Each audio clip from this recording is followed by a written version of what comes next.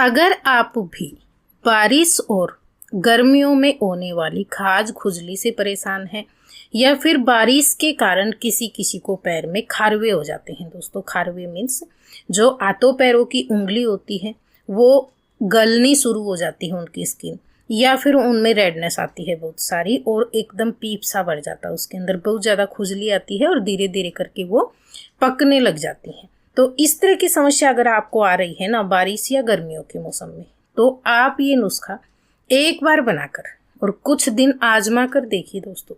चाहे आपने पहले इस समस्या के लिए बहुत महंगी महंगी दवाइयाँ लगाई हों और खाई हों, आपको फ़ायदा नहीं हुआ होगा इतना, क्योंकि जब तक आप लगाते होंगे तब तक ही फ़ायदा नज़र आता होगा। लेकिन आज जो नुस्खा आपको बता रही हूँ ना, इसके लिए आपको एक भी पैसा खर्च करने की ज़रूरत नहीं है। आप घर में रखी हुई चीज़ों के साथ में ये बनाकर एक ही बार में तैयार कर सकते हो और उसका इस्तेमाल करके आप शरीर में हो रही खाज खुजली और खारवे, बरसात के कारण जिनको उंगलियों में रेडनेस या खुजली आती है, पक जाती है, सड़नी शुरू हो जाती हैं उंगलियां, तो उनमें हर तरह की समस्या में ये आपको फ़ायदा देगी दोस्तों।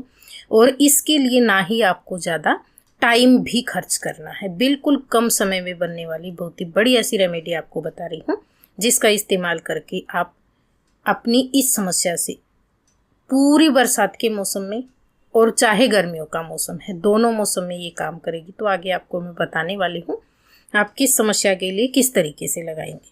तो चलिए देख लेते हैं। सबसे पहले तो हम नुस्खा बनाने के लिए जो सामग्री लेंगे ना वो देख लेते हैं।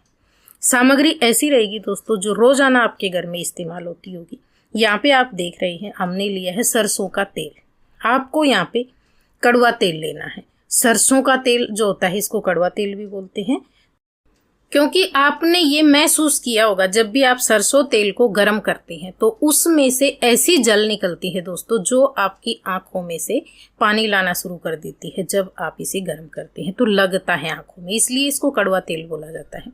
और इस समस्या के लिए जैसे बारिश का मौसम है या गर्मियों का मौसम है, आपको इसी तेल का इस्तेमाल करना है। इसके साथ में जो दूसरी चीज आप लेंगे वो है हमारे पास दोस्तों भीमसेनी कपूर।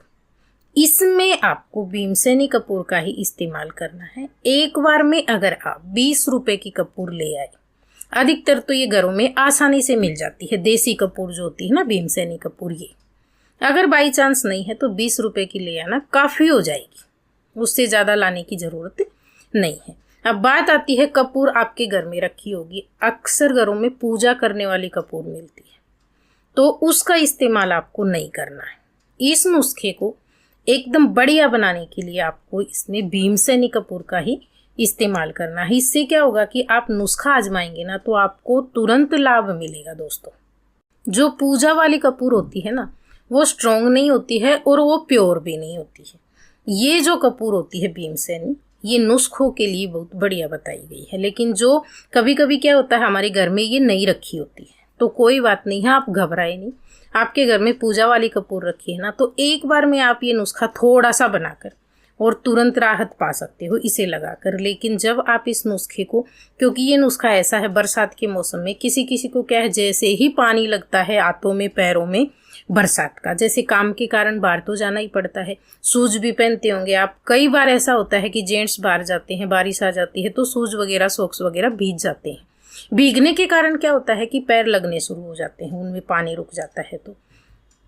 तो इस तरह की समस्या हो जाती है और लंबे समय तक बनी रहती है। ये नुस्खा अगर आप आजमाते हैं ना तो आपको बिल्कुल भी ये समस्या परेशान करने वाली नहीं है दोस्तों, और पूरी बारिश में आपको ये बचा के रखेगी। बात आती है गर्मियों में, जैसे कहीं कहीं पे गर्मी बहुत ज़्यादा है, ज़्यादा बारिश नहीं होती है। एमपी में हमारे पास यहाँ पे बहुत ज़्यादा बारिश हो रही है, महाराष्ट्र में भी होती है, लेकिन अक्सर ऐसा होता है हरियाणा राजस्थान में ज़्यादा बारिश नहीं होती है, तो वहाँ पे क्या है गर्मी परेशान करती है। तो आप इस नुस्खे को जो है गर्मियों में भी इस्तेमाल कर सकते हैं खाज खुजली के लिए और बरसात के मौसम में भी। तो आपको जो है ना एक बार में जैसे मैंने बताया 20 रुपए की आप भीमसेनी कपूर ले आते हैं तो काफ़ी हो जाएगी। आपको 50 या 100 ग्राम तेल ले लेना है दोस्तों।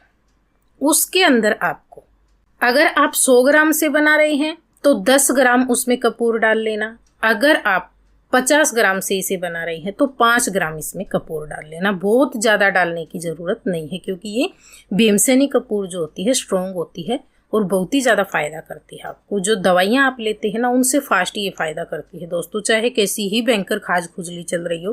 क्योंकि जिनको पैरों में खारवी हो जाती है ना बरसात में, बहुत ज़्यादा खाज खुजली आती है, तो उनको तुरंत 5 मिनट में ही फ़ायदा नज़र आ जाएगा। आप इसे आजमा कर देख लेना एक बार। तो आपको जो है ना, आप सबसे पहले कपूर का एकदम बारीक फाइन पाउडर बनाना है।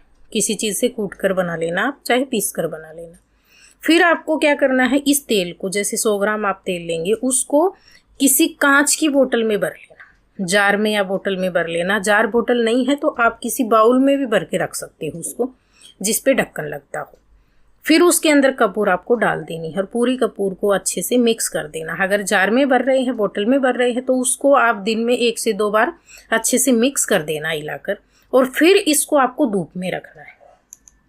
ये आपको पता है कपूर जो होती है वो आँच को पकड़ लेती है दोस्तों, तो आपको इसे गर्म नहीं करना है गैस के पास ले जाकर, नहीं तो क्या होगा, जैसे ही हल्का सा गर्म होगा इसमें आग लग जाएगी। तो ये सेफ्टी आपको बरतनी है, ऐसा आपको नहीं करना है। इस नुस्खे को आपको धूप में ही तैयार करना है। जहाँ पे धूप नहीं आती है तो कोई बात नहीं है, आप इसे मिक्स करके नॉर्मल टेम्परेचर पे रखना। ये धीरे धीरे करके अपने आप तैयार हो जाएगा। अगर धूप आती है 2-4 दिन धूप दिखा लेना, तो वो और ज़्यादा फायदेमंद हो जाता है दोस्तों।